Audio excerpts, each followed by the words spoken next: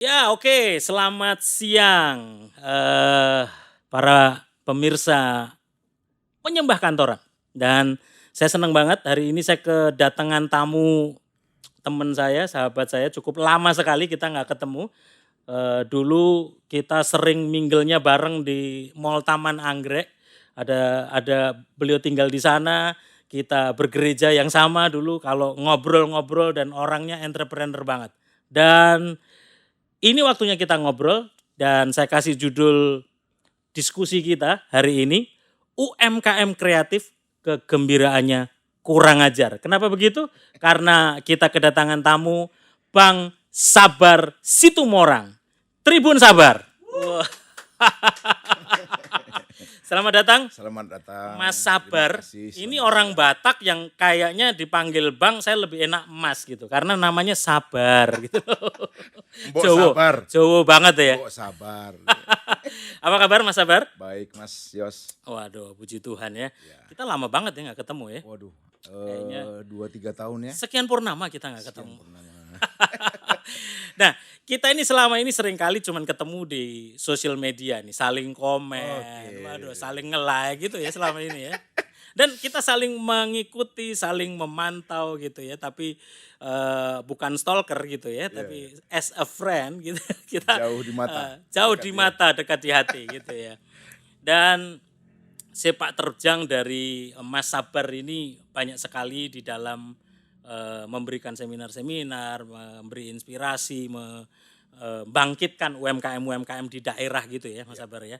Itu sebabnya kita mau ngobrol nih Mas Sabar, podcast tentang UMKM kreatif. Ya. Kegembiraannya kurang ajar karena tamu kita rada kurang ajar hari ini. Tapi sebelum kita ngomong jauh nih tentang kegembiraan yang kurang ajar di dalam dunia marketing nih. Ya. Boleh cerita dulu dong latar belakang Mas Sabar, bagaimana dulu merintis, bagaimana latar belakang mungkin pendidikannya, gimana bisa terjerembab di dalam dunia marketing ini. Silakan Mas Sabar. Siap. Saya sangat melihat perubahan saya terbesar itu karena perpindahan saya dari Sumatera Oke, ke Bandung. Jadi saya SMP dari Sumatera, SMA ke Bandung. gitu ya. Dari Sumatera BTL banget, Batak, BT tembak langsung bener lah itu. BTR, Batak Tembak Riau. Saya dari Riau. Oh dari Riau, oke. Dari Riau ke Bandung. Oke. Itu jadi pindah SMA ke Bandung, saya betul-betul mendapat lingkungan yang mengejutkan. Kenapa tuh? Mengejutkannya apa tuh? Bandung itu kotanya tuh saya lihat sebagai kota yang sangat kondusif untuk orang yang kreatif. Nyeni gitu ya. Nyeni, kreatif, sangat entertaining ya. Ya, Nah, jadi membuat saya menjadi wah ini menarik nih. Jadi SMA saya masuk klub bola. oke. Nah, saya kan dari Riau sudah senang bola. Tapi badan nggak segede ini lah ya. Belum, Dulu masih langsung lah ya, nah, langsing ya. nah, dulu langsing, sekarang langsung ya. Jadi saya masuk klub bola dan saya mendekati lulus SMA Oke. itu dilema mau senang bolanya atau mau pendidikannya, gitu Oke. kan? Biasanya ancamannya dari Riau itu kamu kalau masih mau main bola tak putusin weselnya. Nah, jadi buat kita umumnya dulu sepak bola itu kan madesu kan, Iya, bukan pilihan jangka panjang gitu ya. kan MDC ya, masa depan cerah ya. Jadi bola itu kalau buat orang tua bukan untuk ditekuni, Ya, itu pendek gitu buat ya. hobi aja lah ya. Nah, Gitu hobi ya. aja gitu. Tapi Jadi saya ke Bandung dalam rangka sekolah. sekolah. Oke. Jadi abang udah duluan di Bandung kan di Oke, ITB. di ITB semua ya jadi ya. Ya, jadi abang saya di ITB, saya SMA. Ya, Nah, saya lanjutin juga tuh hobi itu sampai mau lulus SMA. oke. Nah, jadi seandainya saya tadinya nggak keterima di ITB, mungkin saya pemain bola. Gitu ya. Nah, jadi saya sudah nyaris Persib Bandung Oke. dulu. Jadi klub-klubnya Persib ini banyak diambil dari klub Propelat Oke. yang saya masuki itu. Jadi itu dominan pemain Persib, suplainya dari Waduh, Propelat itu itu. zaman-zaman Ajat Sudrajat gitu ya. Nah, itu zaman Ajat senior, saya juniornya. Oke. Jadi latihannya di Stadion Siliwangi kan sama gitu ya. Nah, cuma di tengah jalan saya keterima di perguruan tinggi di 2 fakultas. Oke. Jadi tahun itu saya keterima 2 langsung, keterima di Fakultas ITB semua ya tapi ya? ITB ya. Oke, Keterima di Fakultas Seni Rupa dan Desain oke. dan diterima Fakultas FMIPA ITB.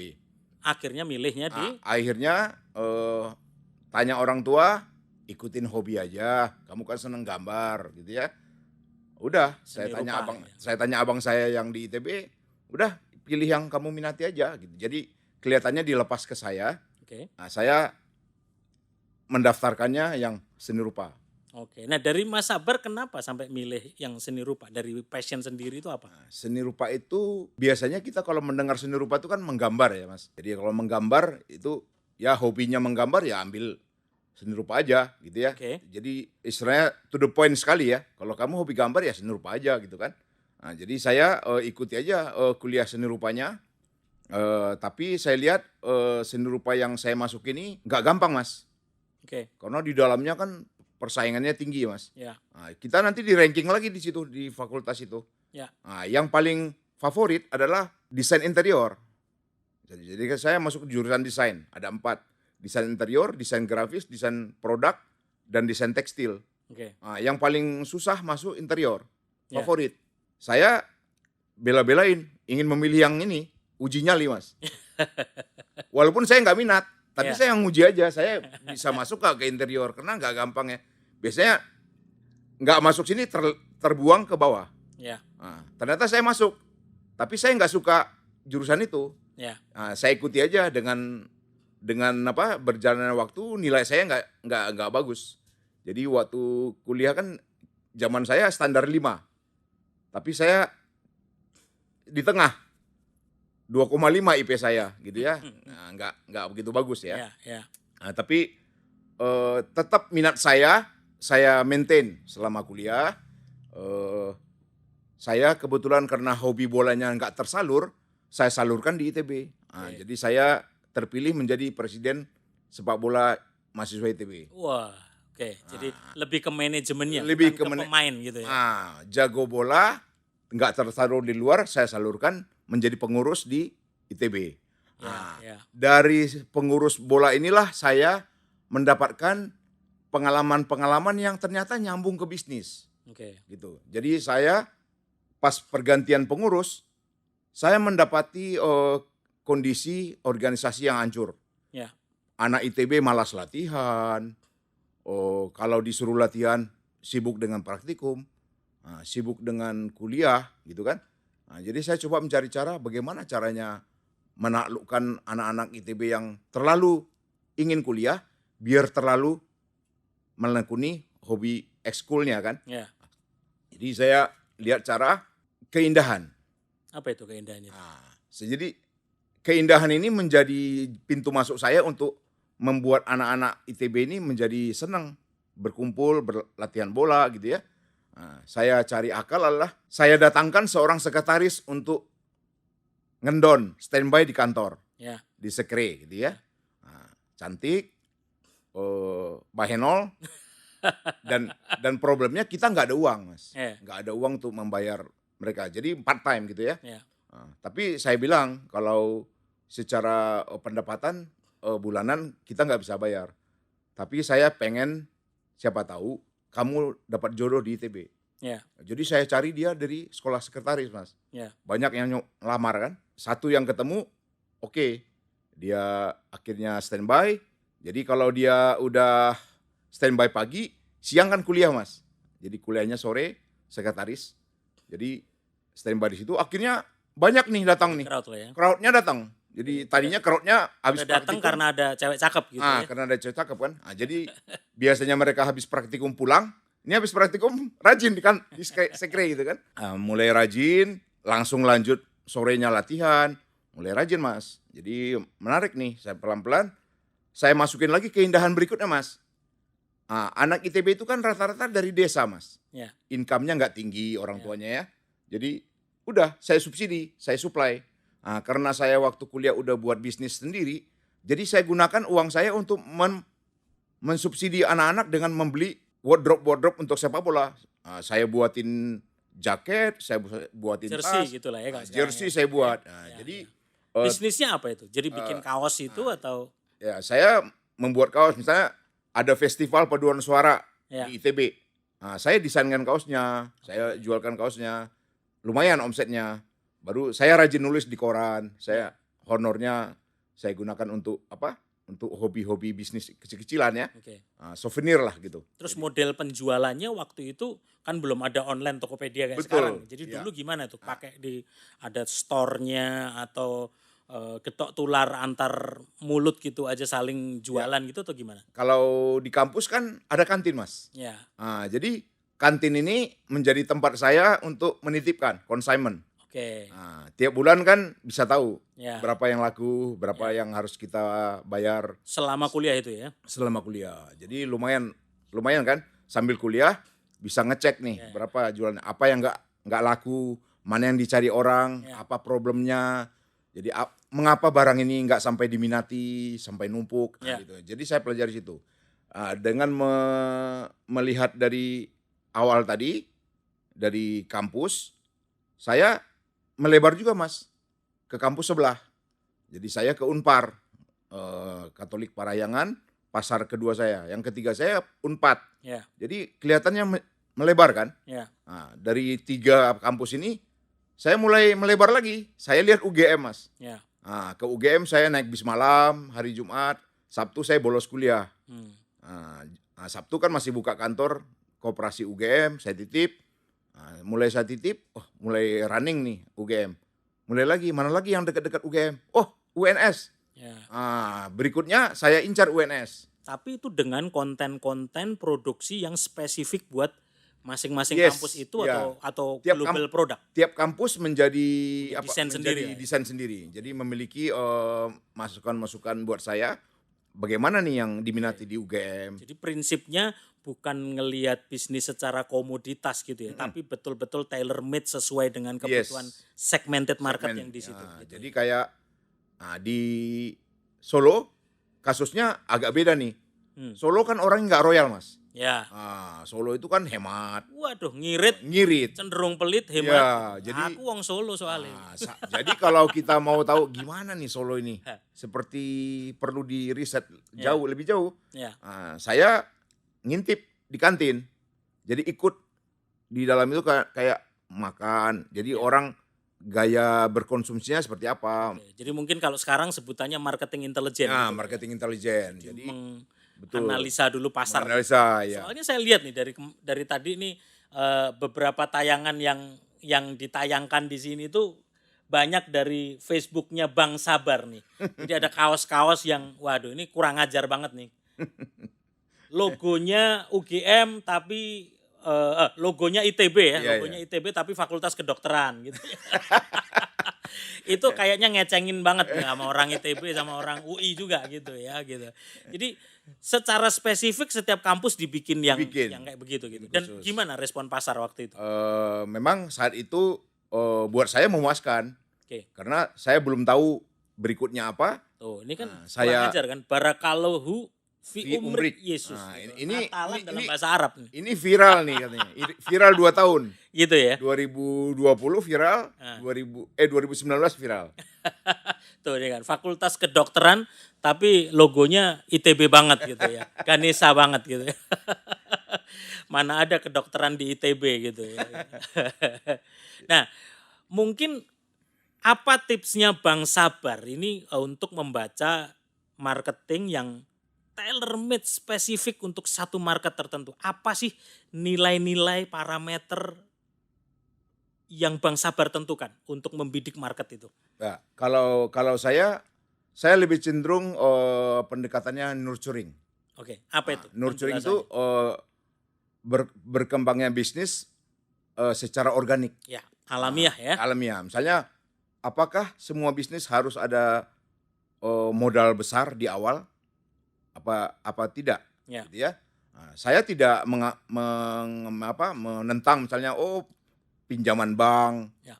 Saya nggak masalah, tapi saya prinsipnya selama saya masih ada modal atau kapital yang bisa diputar, ya putar gitu dulu gitu ya.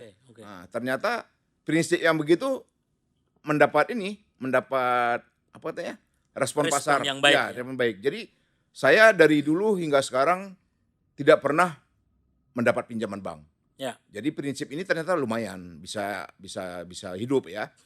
Saya mulai dari kampus ITB waktu itu ke kampus lain. Ya. Akhirnya lama-lama saya perlu juga nih masuk mall. Kebetulan mall yang paling eksis itu di Bandung adalah Bandung Indah Plaza. Oke. Itu nggak jauh dari ITB. Ya. Jadi pulang dari kampus saya lewat mall itu.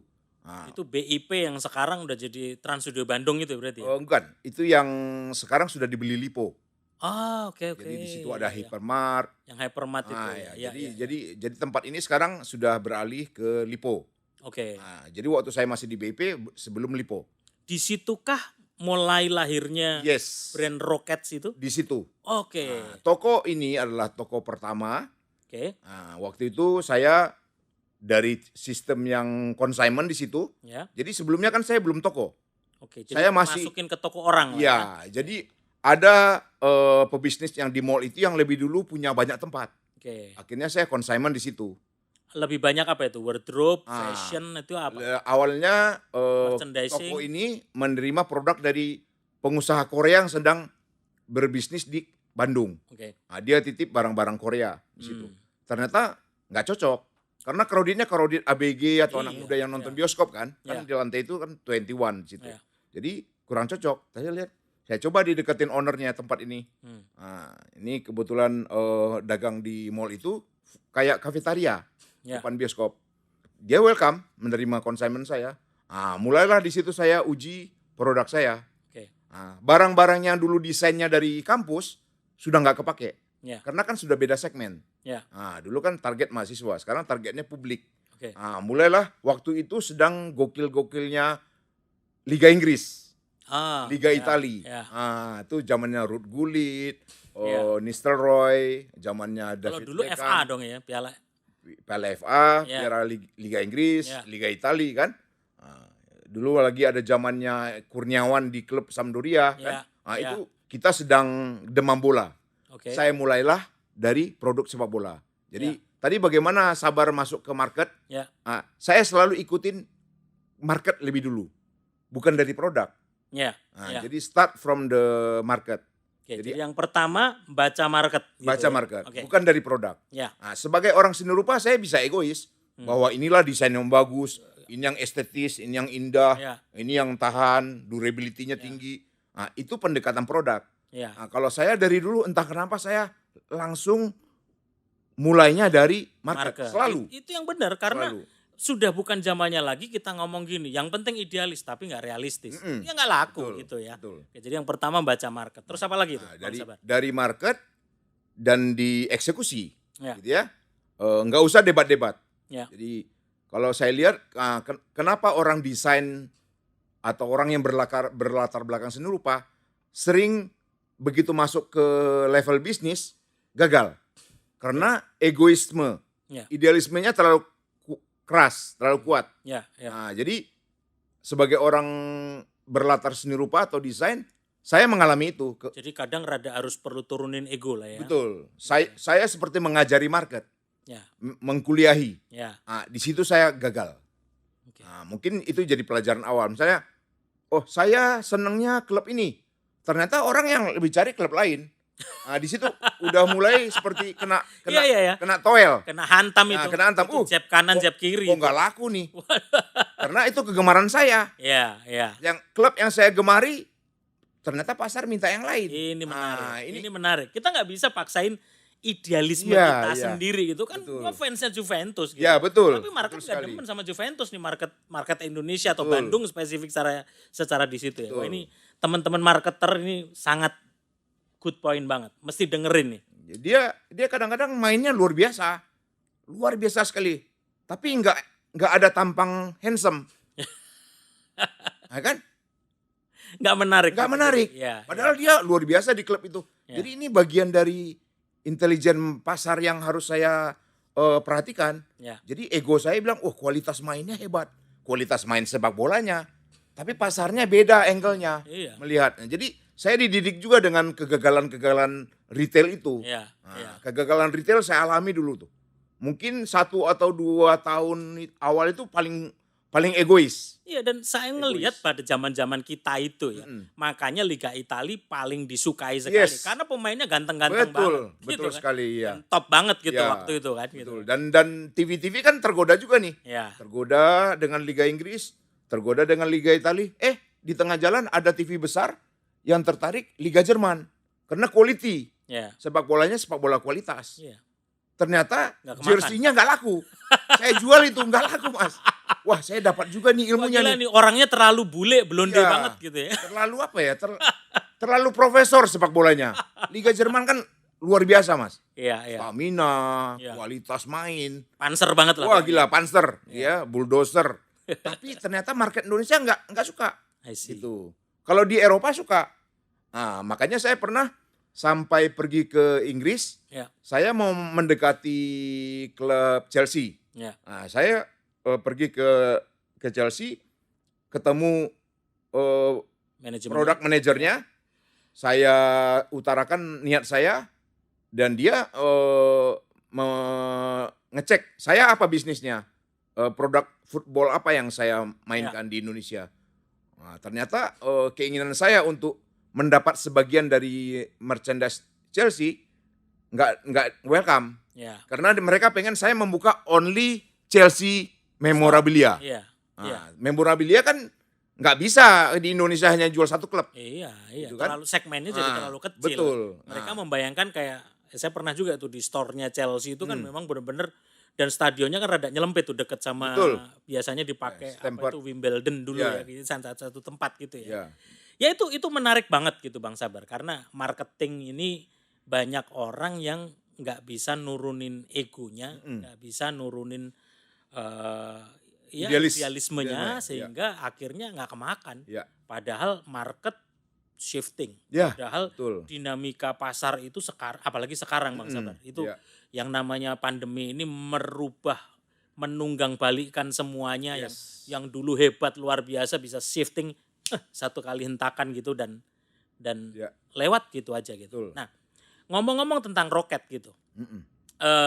Ya kalau ngomong tentang keberhasilan mah udah umum lah ya. Tapi justru kita mau belajar nih dari Bang Sabar nih untuk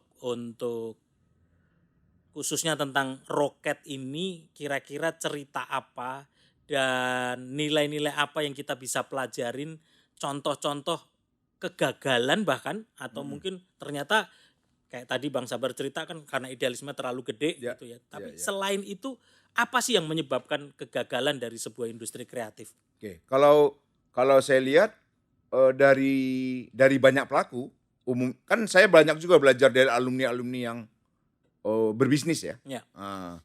Kebanyakan idealismenya terlalu di atas. Ya. Saya mulai waktu saya set up pertama toko di BIP tadi, Bandung Indah Plaza. Saya harus belanja ke Australia. Saya belanja ke Australia, nama toko belum ada. Ya. Nama toko belum nemu. Itu roket belum ya? Roket belum. Belum lahir ya. Karena tokonya sudah disewa, tapi harus buka sebulan. Kan grace period mall 1 bulan fitting out. Ya. Selama fitting out, saya sourcing barang. Oke. Mulailah saya mau menjual surfing produk. Billabong, Quicksilver, Ripcool, Volcom gitu kan. Itu waktu itu belum ada distributornya masing-masing tuh di sini. Ada di Bali udah. Oke. Tapi kan karakter saya selalu pengen yang nggak ada di tempat lain. Ya. Jadi saya mengembara kan. Kalau mau dapat barang unik, mengembara. Kan Ya. belum ada pencarian. Internet waktu itu. Belum ada. Jadi Mas Google belum lahir juga. Ya? Mas Google belum lahir. Jadi betul-betul dari langkah kaki. Kan survei ke sana, saya sudah siap untuk mencari barang-barang yang unik yang tidak ada di Bali. Ya. Yang tidak ada di outlet di mall di Bandung atau Jakarta. Ya. Itu prinsip saya. Jadi buatlah produk di dalam toko kamu seperti prasmanan barang-barang unik. Itu prinsip saya. Makanya saya sebut memorabilia konsepnya. Tapi namanya belum ada. Ya. Gitu ya. Bagaimana saya menemukan nama usaha itu, brand itu? Setelah check-in di Kingsport Sydney, Oke. beres check-in, koper udah, boarding pass udah di tangan, saya pergi keluar melihat pesawat yang wira-wiri di runway sama di parkiran kan. Oke. Jadi dari yang saya lihat, saya mau cari nama nih. nama toko saya nanti apakah nama Runway, nama Take Off. Ya.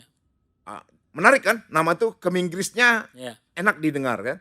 Take Off, Runway. Ya. Apalagi apa namanya? Yang bahasa-bahasa aerospace kan? Ya. Roket termasuk salah satu. Kalau misalnya Take Off, mungkin orang sering salah tulis. Off-nya kalau di Bandung mungkin take off kata orang kan. Jadi ada perbedaan-perbedaan kan. Jadi beberapa nama ini saya bawa. Sudah saya ini ada lagi airplane kan. Ya. Menarik kan nih. Beberapa nama ini saya bawa pulang ke Bandung. Fitting out sedang berjalan. Interiornya saya kasih ke senior saya di ITB untuk mengerjakan karena murah. Ya, uang saya nggak banyak gitu ya. Untuk sewanya juga saya dibantu oleh tadi pemilik usaha di mall itu. Oke. Om Petrus namanya. Ya. Om Petrus itu orang yang penolong saya. Ya. Jadi gara-gara dia saya dapat tempat toko ini. Oke. Gitu. Jadi dia lihat saya tekun, bersabar 3 tahun konsain mas, sebelum punya toko. Dia lihat ini sabar nih, tekun nih. Akhirnya saya dikasih jalan, mau nggak punya toko sendiri? Ya mau dong om, tapi saya nggak ada uang om. Gitu kan. Nah akhirnya saya dibantu beliau. Jadi Om Petrus dibantu saya permodalan, carikan saya toko itu. Toko yang dulu saya konsen punya beliau ditawarkan ke saya. Jadi saat itu saya jadi punya 2 toko. Gitu kan. Dulu Island kan. Sekarang toko sendirian. Jadi saya akhirnya memutuskan, apakah UKM perlu punya nama yang bagus, unik? Ya perlu. Tapi kadang-kadang nama ini nggak jaminan. Kehebatan nama menurut kita keren, belum tentu juga itu akan mendongkrak kita kan. Ya. Jadi itu tergantung juga keringat kita, Ya. action kita hari ke hari kan. Jadi nama penting, tapi untuk dia menjadi jaminan sukses enggak juga. Seperti orang desain grafis kan sering mengutamakan logo daripada keringatnya. Ya. Kan ngapain logo cakep, logo dikasih kalender, konsultan desain, tapi kita nggak keringat percuma juga gitu kan. Mengapain jingle bagus tapi nggak ada duit untuk membayar airtime-nya. Ya. Percuma juga. Itu. Jadi saya pikir semuanya bekerja. Oke. Semuanya penting gitu ya. Saya mulailah toko saya itu Roket itu saya pilih jadi nama yang tadi saya unggulkan tuh. Airplane coret, Take Off coret, Runway coret. Kenapa Roket? Kita dari kecil sering mendengar roket gitu kan. Ya. Roket itu kan artinya ke atas. Atas. Jadi ada seperti psikologis. Nama roket itu nggak pernah decline, tapi Ya. cenderung Jadi filosofinya selalu naik dan bukan selalu turun. naik. Ya, tidak turun. Itu membantu spirit aja. Ya. Jadi menyemangati. Ya.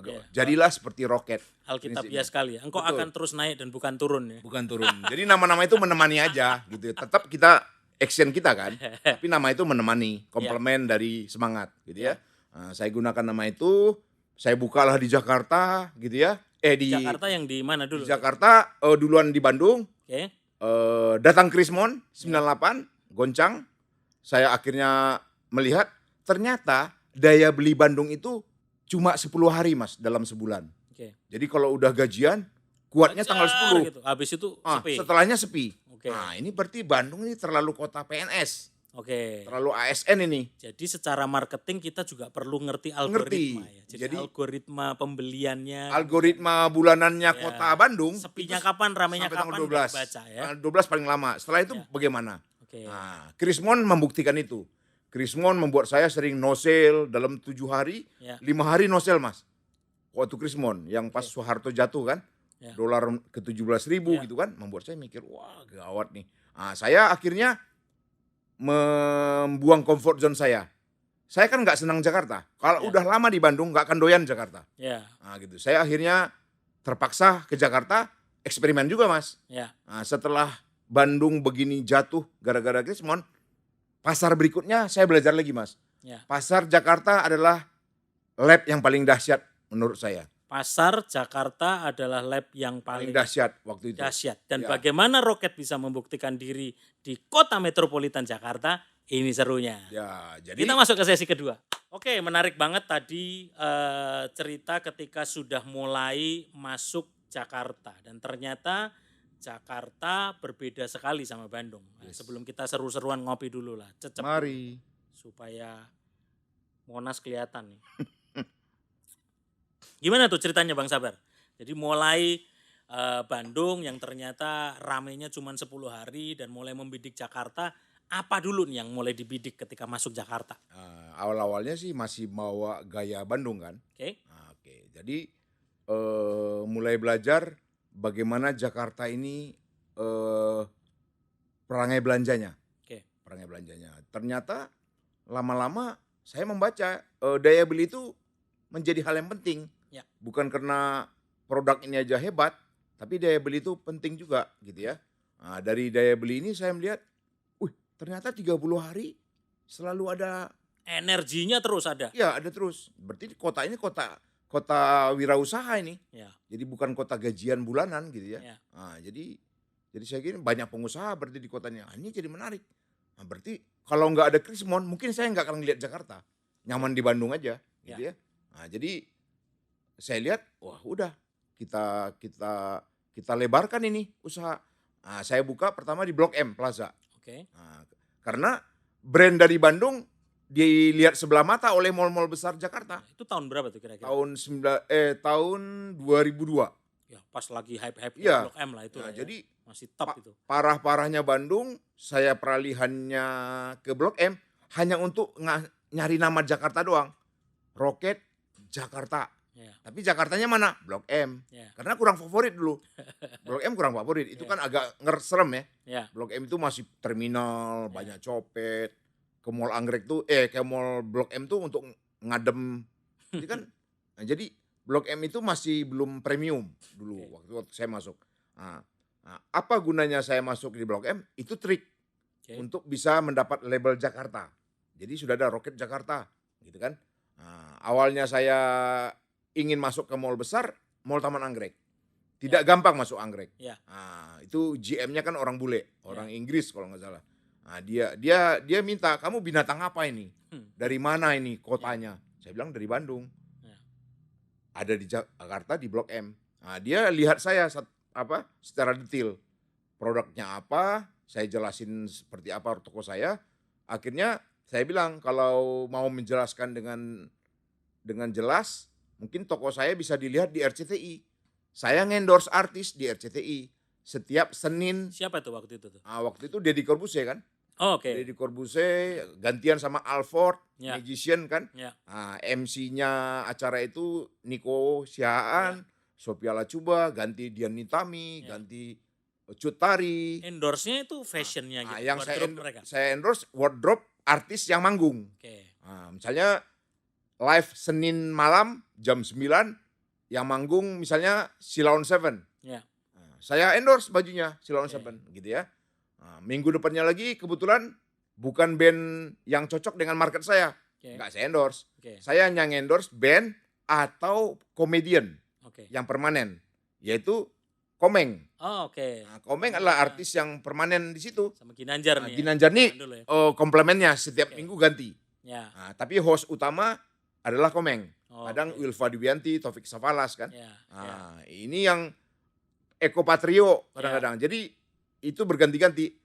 Saya endorse itu gitu ya. Ya. Saya endorse artis komedi, saya endorse bandnya.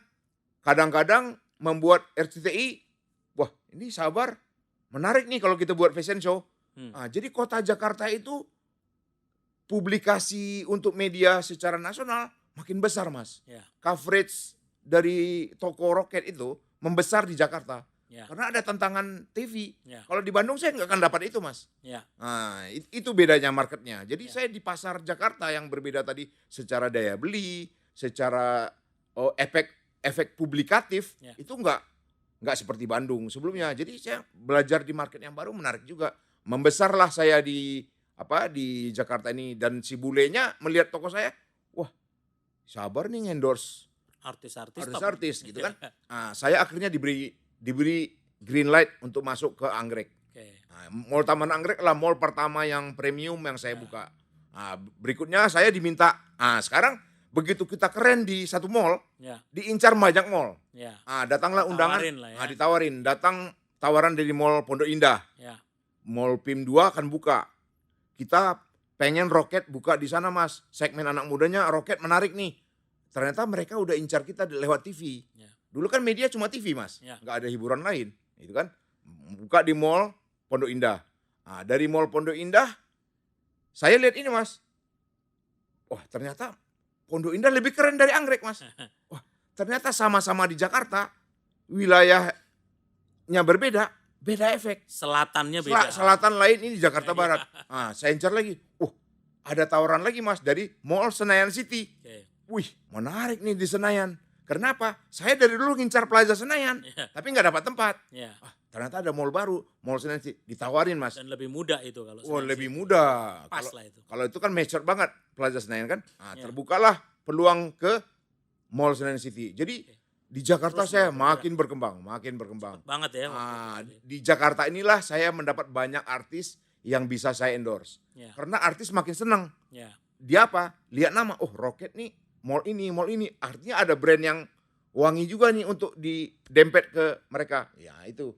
Jadi kolaborasi artis dengan nama besar provider wardrobe itu makin terbuka Mas. Itu yang membuat saya market Jakarta luar biasa.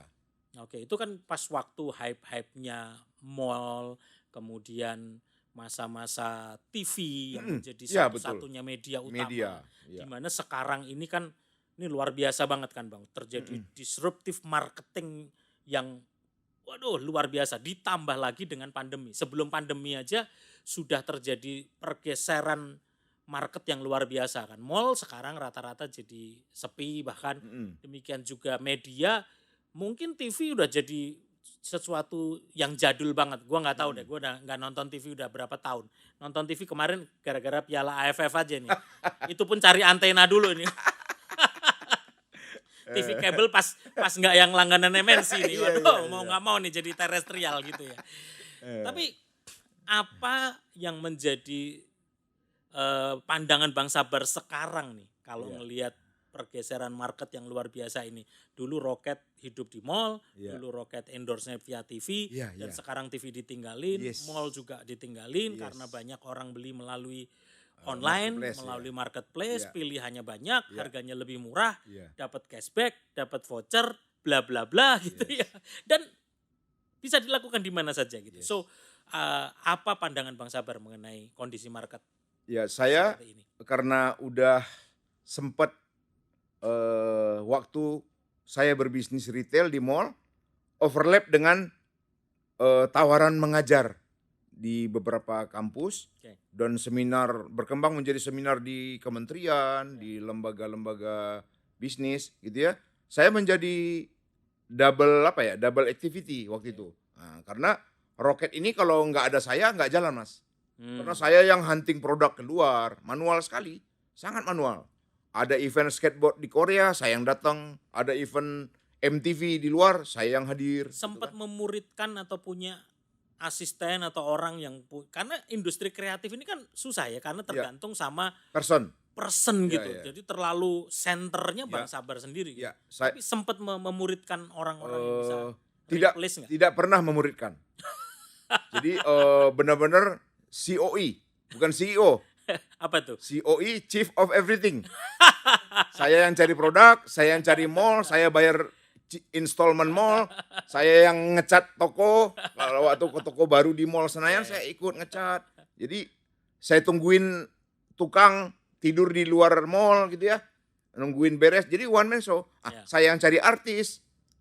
Jadi saya pikir, wah ini COE ini menarik juga, tapi kadang-kadang ya lemah juga gitu dipikir-pikir, ya. Karena jadi kelemahannya one man show kan. One man show. Jadi saya pikir saya biarkan aja ini berkembang. Jadi seperti apa ini maksimalnya. Dan kebetulan waktu eranya Rocket itu marketplace belum kuat. Ya. Belum kelihatan, belum terganggu. Ya. Tokopedia kira-kira 2010, 2012. Baru melesat 2015. Ya, betul. 2015 tuh ujung-ujungnya saya di mall. Oke. Nah, jadi saya 10 tahun di Pondok Indah, belum ada efek dari marketplace. Itu gimana? Efeknya seperti apa ketika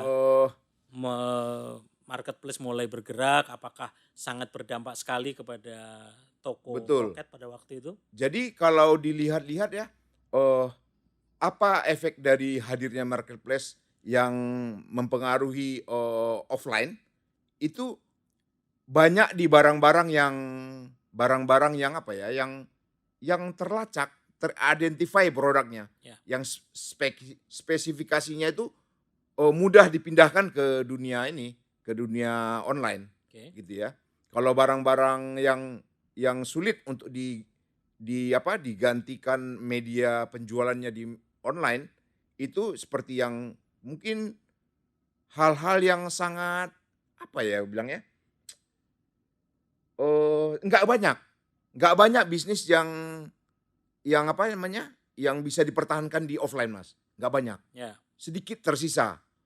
Kalau main di situ ya mungkin banyak bisnis sulit, Mas. Tapi bukankah industri kreatif ya, yang masih ada touch artnya, creativity-nya di dalamnya, biasanya kan masih rada sulit gitu ya. Karena Mhm, kalau kalau di online kan mungkin yang jauh lebih gampang, ukurannya jelas, mhm, komoditasnya jelas gitu, sehingga langsung dibeli gitu. mhm. Tapi kan Roket sebetulnya sebuah toko, sebuah industri kreatif yang dibangun oleh Bang Sabar. Ya, Bagaimana industri kreatif itu bisa bertahan di tengah serangan bisnis online? ya, kalau mau dilihat, cara main barangnya saya berbeda, Mas. Oke. Barang desain paling mudah dikopas, Ya, ya kan? Jadi kalau desain saya hari ini on display, ya. lusa sudah keluar di luar, Mas. Oh gitu. Jadi ini sangat apa ya, sangat mengasih makan ke publik, Ya, ya. bajakannya Ya lah ya. bacakannya. Jadi kalau saya munculkan di marketplace kan visualnya mesti ada. Ya, Itu gampang sekali. Jadi ya, tidak ada yang secret ini. ya, Kalau dulu kan belum ada, Mas. Kalau dia mau nyontek harus datang ke toko.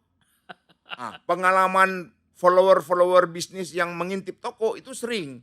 ya. Jadi mereka motret di toko, pura-pura handphone satu ngobrol, tapi handphone satu video. Jadi toko tuh Ada ya gitu ya. direkam tuh ada, tapi saya biarkan. Ah, Karena saya dari awal terbiasa untuk silakan bajak saya. ah, Silakan. Saya anti copyright kan. ya, Saya nggak copyright. Jadi desain saya tiru aja. Hmm. Karena saya nggak membuat pricing yang kamu. ya, Saya kan selalu premium, Mas. ya. Nah, jadi kalau ada yang mengkopas, silakan. Nah, Gitu ini kan. menarik nih. Nggak banyak pengusaha yang punya mentalitas dan cara berpikir seperti itu. Yang Betul. ada kan, waduh, marah duluan. Karena kan diprotek kan. Ya. Jadi prinsip ini yang membuat saya siap diserang. Akhirnya saya memikirkan cara mana yang membuat barang saya nggak terlalu mudah untuk dikopas. Jadi apa? Mengembaralah ke semua pojok dunia, Ya, ya kan? Tapi kan barang-barang itu ke depan tersedia, Mas.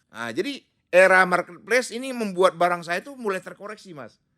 Jadi hibernasi setelah saya 5 tahun yang lalu berakhir di mall-mall, 5 tahun saya hibernasi ini saya kan banyak ngajar di beberapa kampus atau kementerian, membuat saya, wah menarik ini, mesti dilihat nih apa ini lembaran baru setelah orang mulai friendly sama online. Ini perlu lagi nih, Mas. Jadi apa, jangan-jangan ini bisa di-combine, Mas. Jadi offline dengan online itu di-combine, tapi yang nggak terpenuhi di online lebih cocok dimainkan di offline, mainkan di offline kan. Tapi kan expenses untuk mall kan itu gede. nggak ringan, Mas. Ya, Dan cenderung mereka nggak turun, akan naik gitu kan.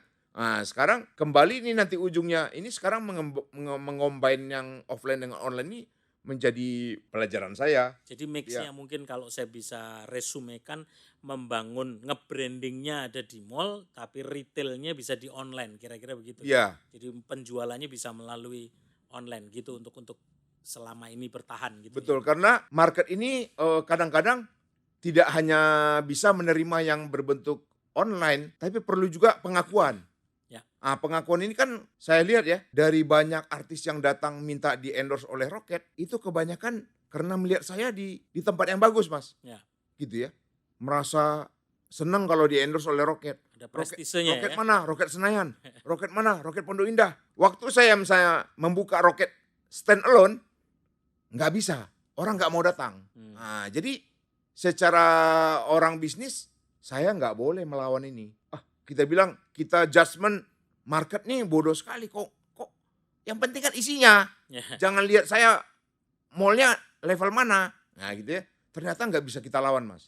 Saya pernah pengalaman itu buka di Makassar. Ya. Barang bagus, kita jual di level mall yang ITC, Ya. orang nggak datang di Makassar. Mestinya apa? Barang bagus, di mall bagus. Nah, mall bagus kan mahal, Mas. Ya. Minimal 5 tahun. Kalau ITC bulanan bisa, Mas.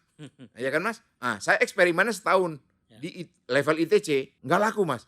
Gitu Berarti ya. kalau barang bangkai dijual di mall laku. Nah, itu. Jadi bungkusan location itu penting. Ya. Ya, market masih berpikir begitu. Nah, sekarang mungkin untuk pengakuan di era marketplace mungkin perlulah semacam satu yang berbentuk offline itu perlu juga. Sebagai sebuah cara untuk nge-branding dari Bisa. tokonya, Betul. brandnya, Ya. produknya gitu ya. Sama kayak Garuda. Garuda online-nya kan sudah tersedia. Tapi kenapa harus memaksa masuk mall gitu kan, Mas? Ya. Kan mereka masuk mall dan tidak murah, Mas. Sangat gede itu. Wah, ini gila juga nih. Cuman akhirnya rugi sampai sekarang. Rugi kan? Kenapa? Dia kan ngendorse juga klub Liga Inggris waktu itu kan. Dan itu kan cost juga. Ya. Karena perlu buat apa? Memorabilia store-nya. Ya. Kan besar sekali. Saya pikir sekali ber-airline saja main penjualannya tetap masih menggunakan mall. Tapi mall yang mereka pilih adalah mall yang branded juga, Mas. Ya. Jadi terlihat ada perlu co-brand. Ya. Jadi co-brand itu. Jadi kalau saya pikir apakah Rocket ke depan melihat online market? Ya saya akan lihat, Mas. Belum tapi sekarang ya. Belum. Sekarang kan saya masih hibernasi Sekarang tahun kelima nih. beruang masih hibernasi Iya, dulu masih gitu. ada saljunya di sini. Masih esnya masih belum krek gitu kan. Oke, jadi saya yakin masa-masa hibernasi ini pasti banyak pewahyuan, ide-ide atau hal-hal yang lagi membatak ini di otaknya seorang Sabar Situmorang gitu. Bagi tipsnya dong Bang Sabar. Jadi buat teman-teman UMKM, industri kreatif, industri kecil, menengah gitu ya. Bagaimana mereka bisa bersiap diri, bagaimana mereka bisa bertahan based on your experience di Rocket, apa sih yang harus dipersiapkan dan dicegah, diminimalisir supaya UMKM kita bergerak naik. Ya. Silakan Bang Sabar. Saya melihat apa yang pernah saya jalani itu ternyata yang menarik adalah kita tetap epicentrumnya di dalam diri kita. Epicentrumnya di dalam diri kita. Passion kita apa? Oke. Layani itu. Oke. Jadi waktu saya diliput oleh Kompas tahun 2000 berapa ya? 2013. Kompas mewawancari toko saya di Kemang. Saya ceritakan di story Rocket. Kompas bilang, wah ini Rocket ini bisnisnya balance antara angkawi sama maknawi. Ya. Angkawi itu apa? Memang harus sehat secara omset, Ya. secara cash flow. Tapi Sabar juga nggak melupakan yang maknawi. Jadi mengentertain passionnya. Ya. Jadi kalau UKM ingin sehat, menurut saya mulailah dari epicentrum di dalam diri kita sendiri. Mulailah dari passionnya. Jangan tergoda eksternal sebagai pemantik ide bisnis. Oke, jadi nomor 1 kira-kira working with passion. Passion Passionnya dari di mana? diri. Ya. Jangan dipicu oleh eksternal. Ya. Internal dengar. Harus mulai dari dalam ya. Ya. Inside out gitu Inside ya. out. Inside What out next? ini, inside out ini membuat kita menjadi organic nurturing. Ya. Gitu. Yang berikutnya, apakah modal menjadi determinan? Sekarang iya, tapi tidak menutup kemungkinan dia bisa menjadi tidak terlalu keharusan dengan acara barter. Ya. Saya Simon. pengalaman mengendorse 40 artis Indonesia, termasuk beberapa artis luar negeri kayak Australian Idol, Guy Sebastian, terus sama juga Too Fat, grup R&B hip hop dari Malaysia. Itu 0 rupiah. Ya. Apa? Barter.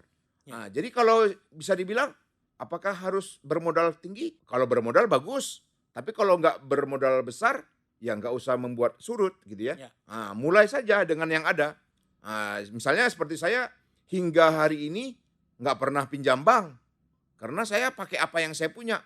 Itu juga bisa. Ya, tapi bukankah gini Bang Sabar?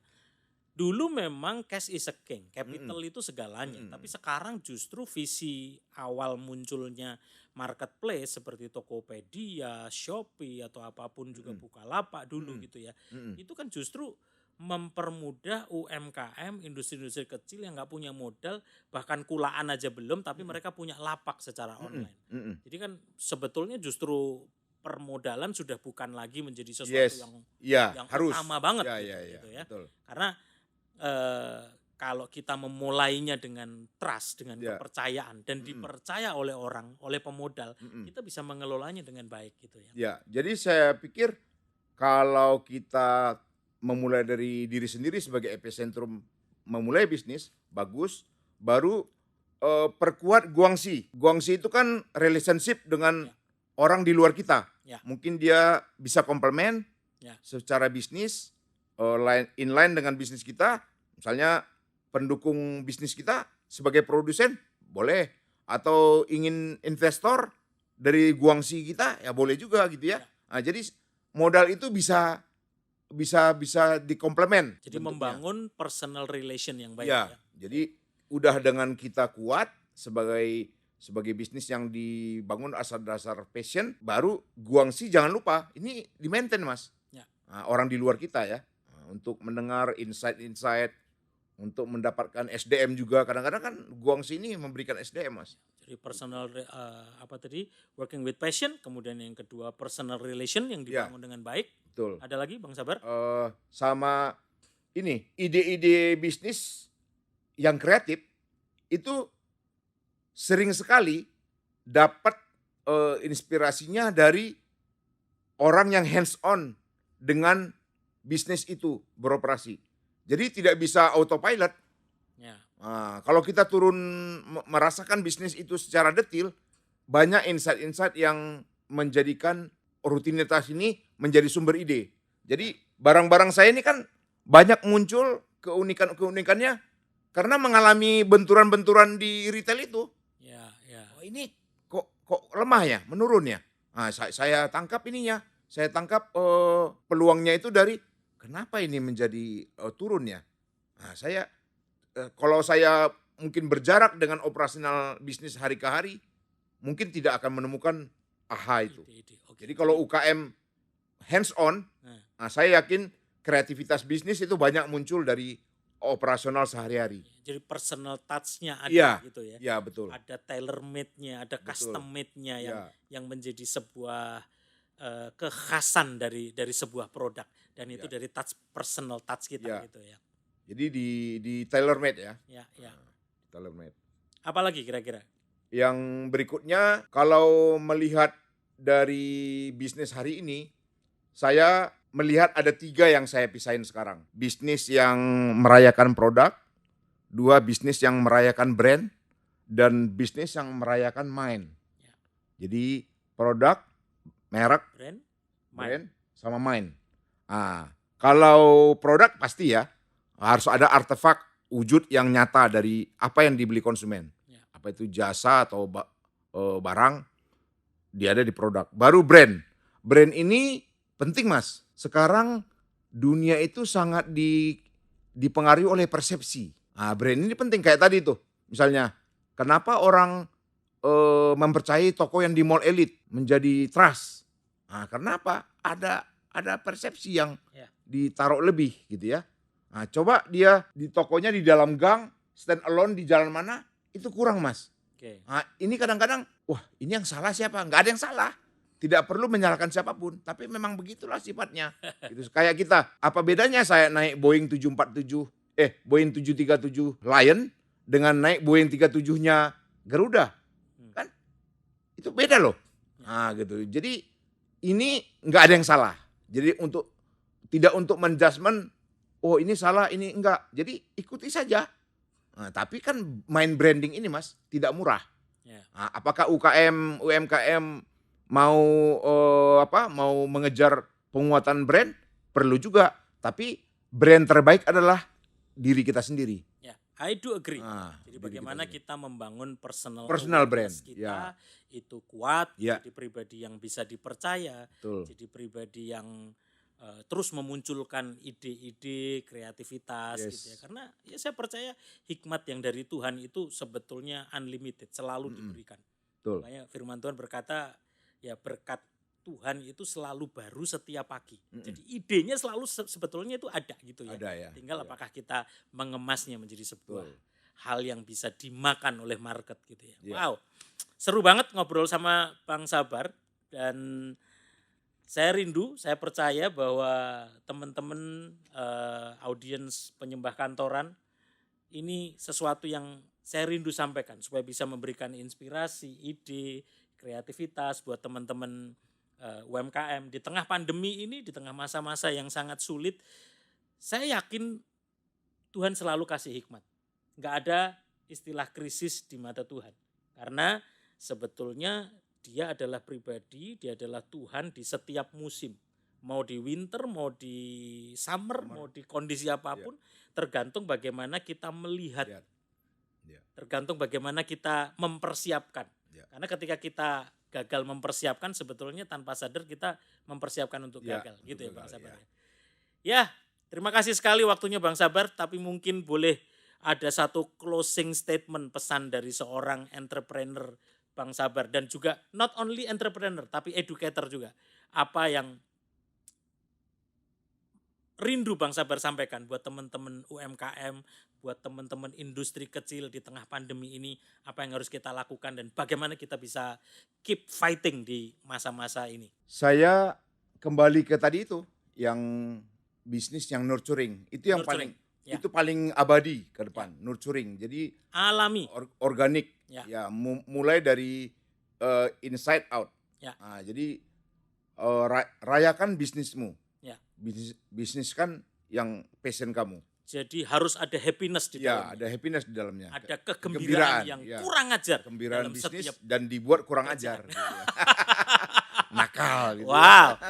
Ini sebetulnya resume dari sekian banyak obrolan kita, Saudara. Jadi working with passion, tapi yang kedua kita harus mengalami happiness di dalam setiap apapun yang kita kerjakan. Karena kalau kita melakukan apapun dengan bahagia, dengan sukacita, gembira hati, pasti hasilnya juga beda. Ya. Setuju Bang Sabar ya? Setuju banget. Wow, thank you banget buat waktunya Bang Sabar. Terima Thank you kasih, so much buat Mas waktunya Yos, sudah sama-sama. mampir di lapak penyembah kantoran. Siap. Workship. Siap. Jadi kita worship tetapi di dunia work kita, di dunia kerja kita. Yes. Semoga ini menjadi berkat buat setiap kita, para audiens workship, penyembah kantoran. God bless you all. Makasih.